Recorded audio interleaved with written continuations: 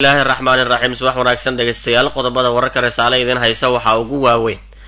maxkamadda ciidamada qalabka sida oo ka digtay in muwaadiniinta lagu hayo xabsiyada iyada oo aan baaris la marin madaxweynaha Jubbaland oo sheegay in si hoose loo wajahayo xalinta khilaafka maamulkiisa iyo dowladda federaalka ee Soomaaliya ka dhaxeeya xildhibaanada golaha shacabka oo maanta dood adag ka yeelanaya doorashada 2020-2021 qaar ka mid ah maamul goboleedyada dalka oo ku dhawaaqay xubnaha kuma tali doona guddiga farsamo ee doorashooyinka beesha caalamka oo taageertay in dalka ay ka dhacdo doorasho toos ah askari ka tirsan ilaalada xarunta dowladda hoose ee xamar oo jirdil u geystay gudoomiyaha warta nabadda taliska ciidamada qaaradda Afrika ee Mareykanka oo beeniyay in waxyeelo ay ka soo gaartay howlgal ay ka fuliyeen duleedka magaalada Boosaaso ee Puntland diyaaradaha dagaalka ee Yuhuudda oo duqeyn ka geystay dalka Syria iyo khasaare dhimasho iyo dhaawacba leh oo ka dhashay toogasho ka dhacday dalka Mareykanka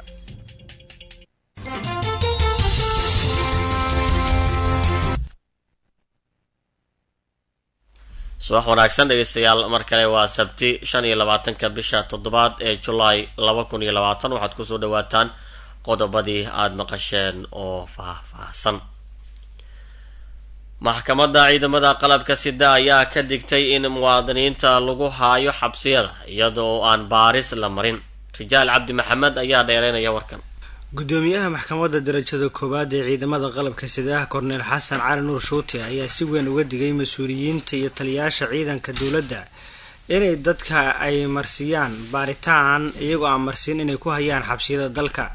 gudoomiyaha ayaa sheegay in loo baahan yahay qof walba oo hoggaanka baarista ay si degdeg ah u soo xiraan in loo baahan yahay inay horgeeyaan xeer ilaalinta iyo sidoo kale maxkamadda si loo aqoonsado inuu yahay eedeysana haddii maxkamaddu ay ogolaato waxa uu xuseen qof walba oo hay'adaha ammaanka soo xiraan in la horgeeyo maxkamadaha iyo xeer ilaalinta si xarigiisu u noqdo mid sharci ah waxa uu tilmaamay in qof walba oo la soo xiro oo aan la horgeyn maxkamadda ciidamada qalabka sida iyo sidoo kale xeer ilaalinta loo aqoonsan doono qof u afduuban qofka soo xiray isla markaana ay la xisaabtami doonaan ugu dambeyntii waxa uu soo jeediyay in dhammaan hay'adaha baarista ay ilaaliyaan sharciga iyo in muwaadiniinta la soo xiro aan lagu sii hayn karin xabsiga iyadoo go'aan maxkamadeed uusan jirin mar haddii lagu soo xiro hoggaanka baarista qofkaasi haddii la geeyo xeer ilaalintii loo geeyo maxkamadihiina loo sii geeyo oo ay ogolaadaan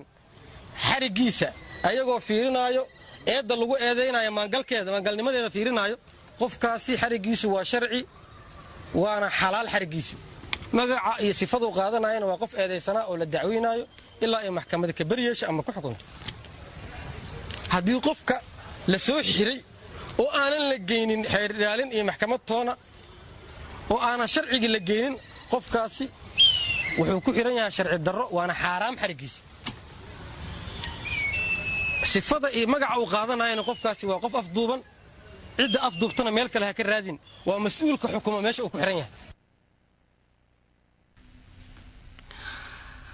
qaar ka mid ah bulshada Soomaaliyeed ayaa maalmihii ugu dambeeyay waxay cabasho ka muujinayeen hanaanka garsoorka ee dalka iyo sidoo kale xariga muwaadiniinta u geystaan hay'adaha ilaalinta sharciga oo qaarkood la sheego in xabsiyada dalka ay ku hayaan muwaadiniinta iyadoo aan la horgeyn xeer ilaalinta iyo sidoo kale maxkamadaha kala duwan ee dalka xildhibaanada golaha shacabka ee baarlamaanka federaalka ee Soomaaliya ayaa maanta oo sabti ah waxa ay kulankoodii caadiga ah ku yeelanayaan xarunta golaha shacabka ee Muqdisho ajandaha waxa uu yahay ka doodista doorashada 2020-2021 waxaana tallaabadan ay wararka qaar sheegayaan in si weyn ay uga soo horjeedo kulankii madaxda dowladda dhexe ee Soomaaliya iyo dowladaha xubnaha ka federaalka ay ku yeesheen magaalada Dhuusamareeb ee caasimadda maamulka Galmudug xildhibaanada golaha shacabka ayaa isku dayaya in aan lagala wareegin doorkooda ku aadan doorashooyinka in ay go'aan ka gaaraan saacadihii la soo dhaafay waxa socday abaabul ku aadan kulanka xildhibaanada golaha shacabka waxaana golahu xalayto lagu sii wargeliyay inuu jiro kulankooda isla markaana ay xaadir ay noqdaan si ay kaga doodaan doorashada dalka lagu wado inay ka dhacdo 2020-2021 waxaa xusid mudan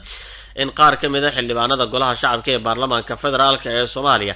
ay la kulmeen madaxweynaha soomaaliya maxamed cabdulaahi maxamed farmaajo kadib kasoo laabashadiisii dhuusamareeb caasimada galgaduud. waxaa aada loo dhursugayaa kulanka golaha shacabka ee baarlamaanka federaalk ee soomaaliya kadib furitaankiisa, waxaana xildhibaanada qaar la sheegayaa inay taageersan yihiin in dalka ay ka dhacdo doorasho qof iyo coda oo uu kal hore uu sheegay gudoomiyaha golaha shacabka ee baarlamaanka soomaaliya maxamed mursal sheekh cabdiraxmaan. wararku waxa ay tibaaxayaan in ay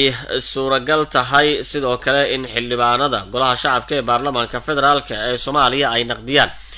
go-aankii shirkii dhuusamareeb oo ay madaxda dowlad goboleedyada ay sheegeen in ay iyagu rabaan dalka inay ka dhacdo doorasho dadban tii 2017 uu kusoo baxay madaxweynaha federaalk ee soomaaliya maxamed cabdulaahi maxamed farmaajo. madaxweynaha dowlad goboleedka jubbaland ayaa sheegay in si hoose loo wajahayo xalinta khilaafka maamulkiisa iyo dowladda federaalk ee soomaaliya ka dhexeeya. maxamed bootaan yuusuf ayaa faahfaahinaya.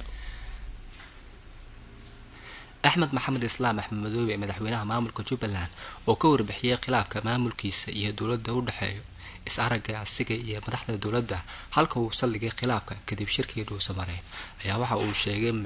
madaxweynaha maamulka jubbaland axmed maxamed islaam axmed madoobe in heshiis ay ka gaareen khilaafka kala dhexeeya dowladda maamulkiisa gaar ahaan tangado wax walbana ay dhammaan doonaan ka hor shirka lagu ballansan yahay dhuusamareeb wejigiisa saddexaad.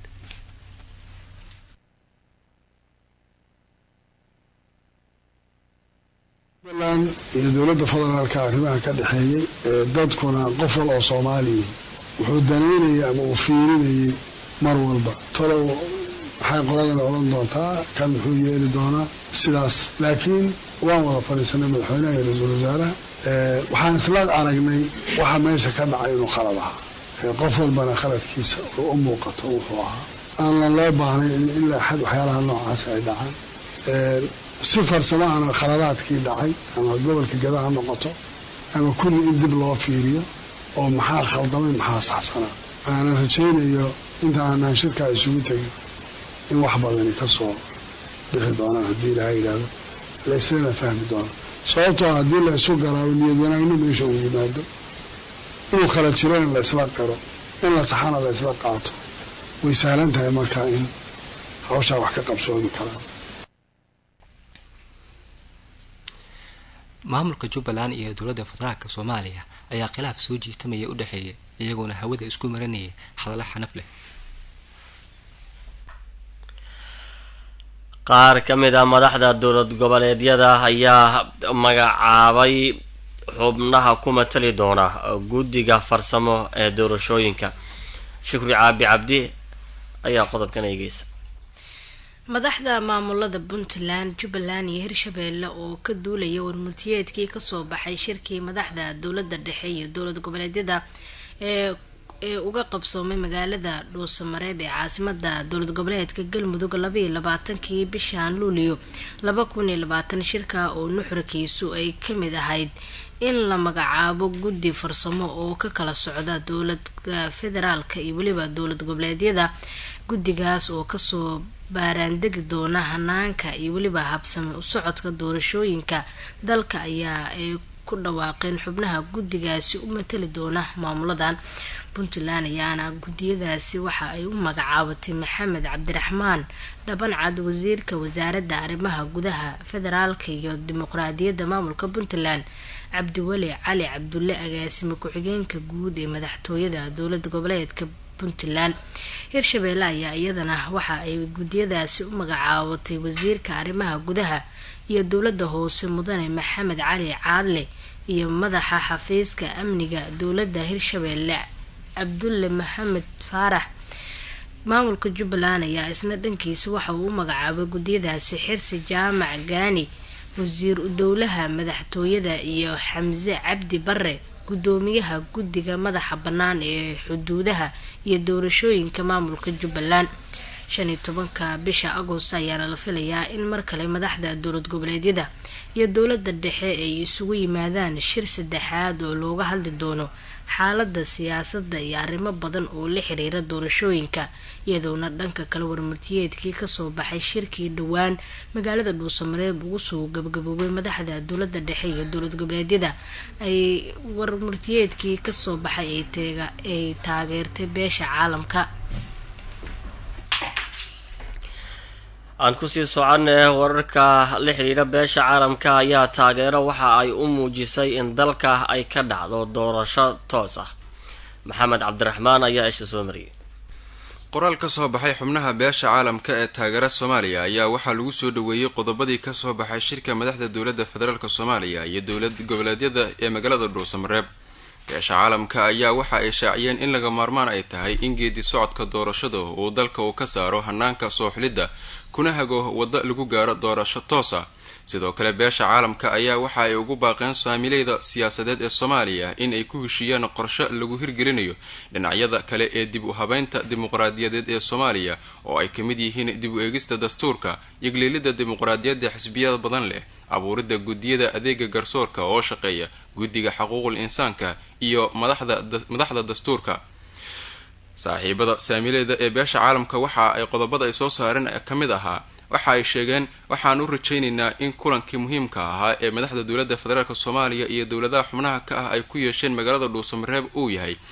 dib u bilaabidda aadka looga dhur sugayay ee wada shaqeynta wax ku oolka leh ee dhex martay madaxda dowladda federaalka Soomaaliya iyo dowladaha xubnaha ka ah. saaxiibadu waxa ay soo dhaweynayaan go'aankii ay madaxda dowladda ku gaareen in ay magacaabaan guddi farsamo oo ka soo shaqeeya hanaanka ama sidoo kale hababka doorasho ee dalka ka dhici doonta sanada 2020 dabadeeda ama dabayaaqadeeda. marka uu guddiga hore u gudagalo hawshiisa waxaa laga maarmaan noqon doonta in la helo heshiis ballaaran oo dhexmara saamilayda siyaasadeed ee Soomaaliya. saaxiibadu waxa ay mar kale ku celinayaan in laga maarmaan ay tahay in geedi socodka doorashada ee dalka laga saaro ama uu ka saaro hanaanka soo xulidda kuna hago wadada lagu gaariyo doorasho toos ah sida uu xeerka dowladda federaalka Soomaaliya oo ku meel gaarka ah laga bixi lahaa. sidaas daraadeed saaxiibada beesha caalamku waxay ugu baaqayaan dhammaan saamilayda Soomaaliyeed in si degdeg ah ay u sii wadaan dadaaladooda si loo gaaro ujeedooyinka dalkana lagu hago wadiiqo siyaasadeed oo xasilooni leh oo ay ku jirto danta Soomaaliyeed. hanaanka doorashada ka sokow saaxiibada beesha caalamku waxay sidoo kale madaxda dowladda ku boorinayaan in ay ku heshiiyaan qorshaha lagu hirgelinayo dhinacyada kale ee dib u habeynta dimuqraadiyadeed ee Soomaaliya oo ay kamid yihiin dib u eegista dastuurka, yagleelida dimuqraadiyadda saaxiibada badan leh iyo sidoo kale abuuridda guddiga adeega garsoorka oo shaqeeya, guddiga xuquuqul insaanka iyo maxkamadda dastuurka. waxa ay sidoo kale hoosta ka xariiqayaan baahida loo qabo in la xaqiijiyo in musharaxiinta xisbiyada haweenka dhalinyarada beelaha laga tirada badan yahay iyo sidoo kale warbaahinta dalka oo dhan oo u hadli karaan si xor ah gaar ahaan inta lagu guda jiro xilliga doorashada ee dalka. dowladaha beesha caalamka ee soo saaray war-saxaafadeedka ayaa waxay kala yihiin Belgiumka, boqortooyada midowga Yurub ee Ingiriiska iyo sidoo kale Canada, Denmark, dowladda Mareykanka, Faransiiska, howlgalka midowga Afrika ee AMISOM, Ireland, Ethiopia, Djibouti, Japan, Jarmalka, Kenya, midowga Yurub, Masar, Netherland, Norway, Sweden, Talyaaniga, Turkiga, Uganda, urur goboleedka IGAD iyo sidoo kale qaramada midoobe. askari ka tirsan ilaalada xarunta dowladda hoose ee Xamar ayaa jirdil u geystay gudoomiyaha degmada Warta Nabadda ee gobolkan Banaadir, iyadoo warar soo baxayona ay sheegayaan in askarigii falkaasi geystay xabsiga la dhigay. cali xasan cali ayaa dhamaystiraya warkan. askari ka tirsan ilaalada aqalka dowladda hoose ee Muqdisho ayaa jirdil u geystay gudoomiyaha degmada Warta Nabadda Seynab Maxamuud Warsame Xaabsey sida risaale ay u xaqiijiyeen xubno ka mid ah maamulka degmada Warta Nabadda. Seynab ayaa la sheegay in jirdilka loo geystay uu sababay in isbitaal ku yaala Muqdisho loola cararo islamarkaana dhaqaatiirta isbitaalka ay sheegaan in xaaladeeda aysan wanaagsaneyn. jirdilka ayaa ka dhacay afaafka hore ee aqalka dowladda hoose ee Muqdisho kadib markii ay isku dhaceen ciidamada ilaalada gudoomiyaha iyo sidoo kale ilaalada xarunta gobolka Banaadir. wararka qaar ayaa sheegaya in askariga ka midka ah ilaalada gobolka uu ku garaacay gudoomiyaha qoriga baadkiisa islamarkaana uu jiro jabniin dhanka feeraha ah. askariga jirdilka u geystay gudoomiyaha ayaa la sheegay in lagu xiray xarunta c a d da lana marsiin doono ciqaabta dhibaatadii u geystay gudoomiyaha. gudoomiye Seynab ayaa hal sano ka hor shalay oo kale ku dhaawacantay qaraxii ka dhacay xarunta gobolka Banaadir oo xilliga jirdilka loo geysanayay ay ku wajahneyd inay ka qayb gasho munaasabad lagu xusayo mas-uuliyiintii ku geeriyootay qaraxaasi. taliska ciidamada Mareykanka ee Afrika ayaa beeniyay war ay faafiyeen dagaalyahanada waa Daacish ee ka howlgala gudaha Soomaaliya si gaar ah deegaanada buuraleyda ah ee Puntland. war ka soo baxay taliska qaaradda Afrika ee Mareykanka ayaa sheegay in ciidamada Africom iyo sidoo kale ciidamada ammaanka ee Puntland ay si wadajir ah howlgal ay uga sameeyeen deegaanka Timirshe oo qiyaasii 140 kilomitir u jira magaalada Boosaaso ee xarunta ganacsiga Puntland. talisku waxa uu sheegay in aysan waxyeelo ka soo gaarin intii uu socday howlgalladaas oo ay sheegeen inuu ka koobnaa mid cirka ah iyo mid dhulka ah. waa been abuurka hubka kaliya ay isticmaali karaan xilligan kooxaha argagixisada ee Soomaaliya ayaa lagu yiri warkan qoraalka ah ee kasoo baxay Africom. Daacish war ay ku faafisay baraha bulshada ayay ku sheegtay in saraakiil cadaan iyo Soomaali isugu jira ay ku dhaawaceen weerar ka dhacay meel 140 kilomitir u jira qiyaasii magaalada Boosaaso ee xarunta gobolka Bari. taliska ciidanka Puntland ayaa iyaguna shaaciyay in howlgalladaas laga fuliyay deegaanadooda lagu dilay 20 xubnood halka taliska Africom ay iyaguna shaaciyeen in howlgalkii Timirshe lagu khaarijiyay 7 ka tirsan dagaalyahanada Daacish. halka warkaas aad kala socotaan saaxiibayaal waa idaacadda Risaale ee Muqdisho. ugu dambeyntiina hal qof ayaa geeriyooday halka tiro kalena ay dhaawacmeen kadib markii toogasho ay ka dhacday gudaha waddankaasi Mareykanka si gaar ah halka la yiraahdo waa halka ciidamada cirka ay saldhigga ku leeyihiin ee Florida.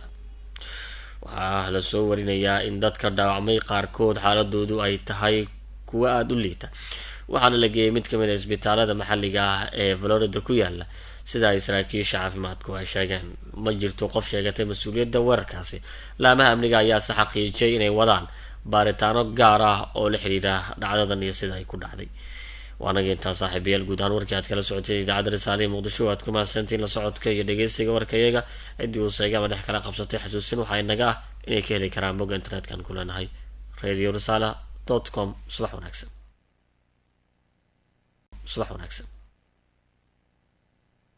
wanaagsan.